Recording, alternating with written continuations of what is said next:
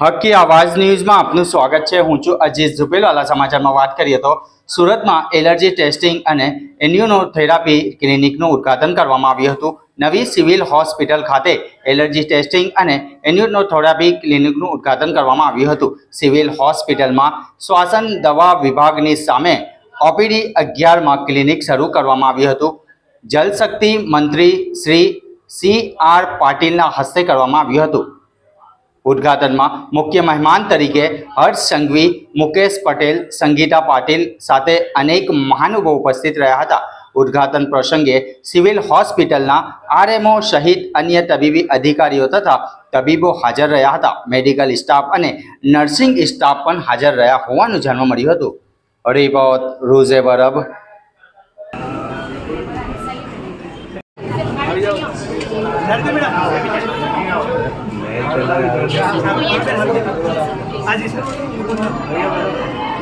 भारत माता की ओ भाई पछाड़ी આવી જાવ ને ડાયરેક્ટ પીછે જા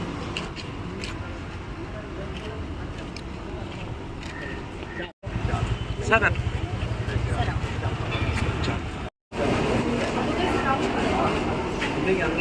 અહીંયા સર રાઈટ આ સાઈડ मैडम આવી જાઓ મેડમ આવી જાઓ मैडम आओ मैडम मालूम मैडम मैडम और कड़ी वाला ही यहाँ पे बाकी तो क्या सब आते जाते रहते। सूरत सिविल हॉस्पिटल ની અંદર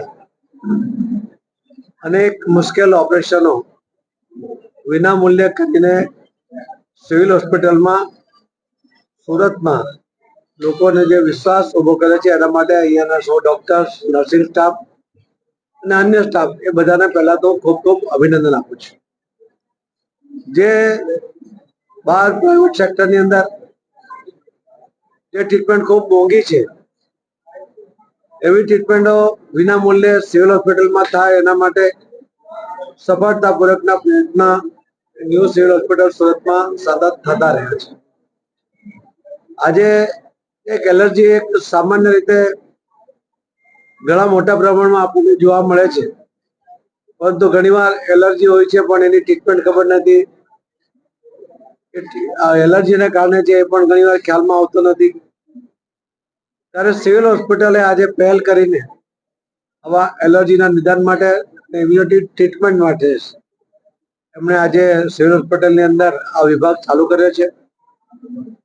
જે બહાર સારવાર કરાવી હોય કે નિદાન કરાવીને સારવાર કરે તો લગભગ 1.5 થી 2 લાખ રૂપિયાનો ખર્ચ આવે છે, જ્યારે આજે આ સુરતમાં આ સારવાર વિભાગ શરૂ કરવાને કારણે લોકોને વિના મૂલ્યે સુરતના અને દક્ષિણ ગુજરાતના જે પણ લોકોને સારવાર લેવી હશે એ લઈ શકશે એ પ્રકારની વ્યવસ્થા આજે સુરત સિવિલ હોસ્પિટલમાં શરૂ કરવામાં આવી છે।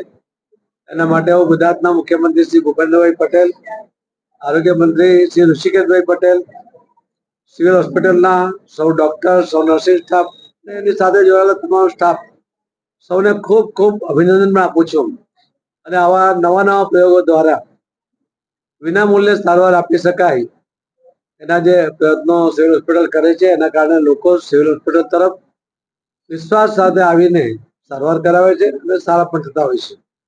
હમણાં ગઈકાલે પણ એક બાળકનું વર્ષો જૂની એની ખૂનની ઢાંકણી એ ખસી ગઈ હતી, એના કારણે ઘણી બધી મુશ્કેલી હતી, ચાલી શકતો નહોતો। એમને ફ્રીથી વિનામૂલ્યે ઓપરેશન કરીને સિવિલ હોસ્પિટલમાં સફળતાપૂર્વક ઓપરેશન કર્યું છે, જે બહાર કદાચ 4-5 લાખ રૂપિયામાં થઈ શકે એવી શક્યતા હતી, એ વિનામૂલ્યે કરીને એમણે બાળકને નવજીવન આપ્યું છે। આવા અનેક કેસો ઘણીવાર આપણને માહિતી મળે છે કે છાપામાં વાંચીએ છીએ ત્યારે ડોક્ટરો પ્રત્યે, નર્સિંગ સ્ટાફ માટે અને સૌ સ્ટાફ માટે એક અલગ પ્રકારની અનુભૂતિ થાય છે। ડોક્ટરો જે સમર્પિત સેવા કરતા હોય છે એનું જીવંત ઉદાહરણ એ ન્યૂ સિવિલ હોસ્પિટલ સુરતમાં આપણને જોવા મળે છે। ફરીથી હું આપના માધ્યમથી દક્ષિણ ગુજરાતના તમામ લોકોને વિનંતી કરીશ કે આપને એલર્જીની આવી કોઈ પણ સમસ્યા હોય તો આપ અહીંયા નિદાન કરાવી શકો છો અને વિનામૂલ્યે ટ્રીટમેન્ટ પણ કરાવી શકો છો। તો એનો લાભ તમે ન્યૂ સિવિલ હોસ્પિટલમાં લો એ મારી આપ સૌને વિનંતી પણ છે। અને ફરીથી ડોક્ટરના આભાર સાથે મારી વાતને વિરામ આપું છું. ધન્યવાદ.